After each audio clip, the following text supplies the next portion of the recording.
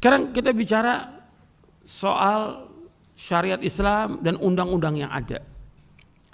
Dalam syariat Islam, demo nggak dibolehkan. Dalam syariat Islam. Dalam undang-undang yang ada dalam pemerintahan demokrasi, di Indonesia demokrasi, di dalam demokrasi dibolehkan orang demo. Ada aturannya, ada undang-undangnya, dibolehkan untuk demo. Bahkan penguasa mengatakan minta di demo, kalau nggak demo kan nggak tahu dia di mana kesalahannya. Dan itu ada videonya. Jadi penguasanya minta untuk di demo, karena apa? Dia nggak tahu kalau dia tidak demo di mana kesalahannya. Undang-undang ada, mereka undang-undang ada, nggak boleh dia dibunuh, karena dibolehkan untuk undang-undang untuk demo. Kalau syariat Islam nggak boleh demo, tidak boleh. Apakah demo damai atau yang lain nggak boleh dalam Islam. Ini syariat Islam kita bicara. Sekarang ini undang-undang nggak boleh kan, ketika demo itu diizinkan. Sebelum demo ada izin atau tidak? Ada izin. Pemerintah mengizinkan. Kalau sudah diizinkan dibunuh, kan ini kezaliman. Kan mesti ada hukuman. Apakah orang itu kalau memang dia ngerusak, ya dikasih hukuman. Ada pengadilan kan dia.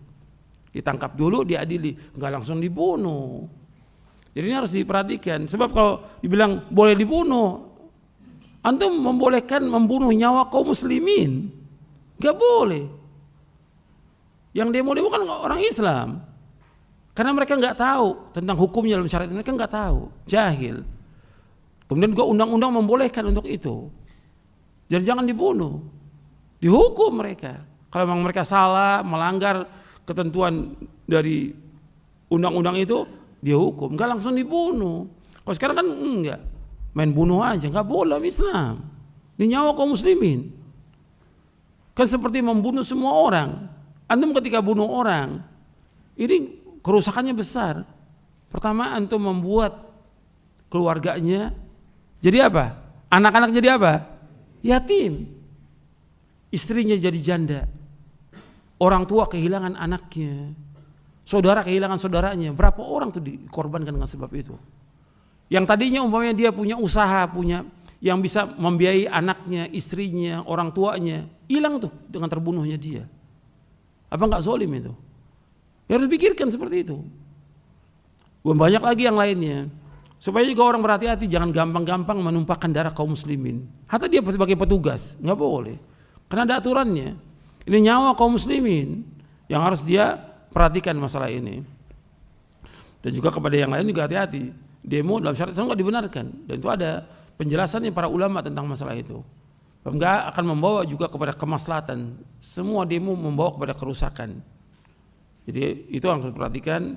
Nggak ada manfaatnya membuang waktu dengan sia-sia. Kalau seandainya mau menasihati penguasa, datangi sesuai dengan syariat, bukan dengan demo. Datangi penguasa seperti yang diperintahkan dalam Al-Quran, diperintahkan dalam hadis Nabi SAW. Kan orang yang paling jahat di muka bumi, yang mengaku sebagai Tuhan, lu banyak membunuh manusia, siapa? Firaun. Allah menyuruh Nabi Musa, Nabi Harun mendatangi Firaun, menasihati Firaun. Ini paling zalim itu. Mengatakan dia sebagai Tuhan, ana rabbukumul a'la. Allah mengatakan kepada Nabi Musa dan Nabi Harun, idhaba ila fir'auna innahu tagha faqula lahu qawlan layyinan la'annahu yatadzakkaru Aisyah. Adalah kaum pergi, datangi Firaun itu. Kemudian katakan perkataan yang lemah lembut agar dia ingat atau dia takut kepada Allah. Jadi disuruh mendatangi, mengingatkan, bukan dengan kasar, bukan dengan caci maki kepada penguasa, nggak boleh. Mencaci maki penguasa nggak boleh. Depan umum atau menjelek-jelekan dia nggak boleh dalam Islam. Ini Firaun tagut, tetap Nabi Musa dan Nabi Harun disuruh datangi Firaun, kemudian menasihati dengan cara yang baik. Disuruh untuk mengucapkan kalimat la ilaha illallah. Kemudian dinasihati dengan baik untuk takut kepada Allah. Jadi seperti itu Islam. Saya pikir cukup sampai di sini kajian kita, mudah-mudahan bermanfaat. Kurang lebihnya saya mohon maaf. Wassalamualaikum Muhammadin sallallahu alaihi wasallam. Subhanakallahumma bihamdik asyhadu an la ilaha illa anta astaghfiruka wa atubu ilaik. Assalamualaikum warahmatullahi wabarakatuh.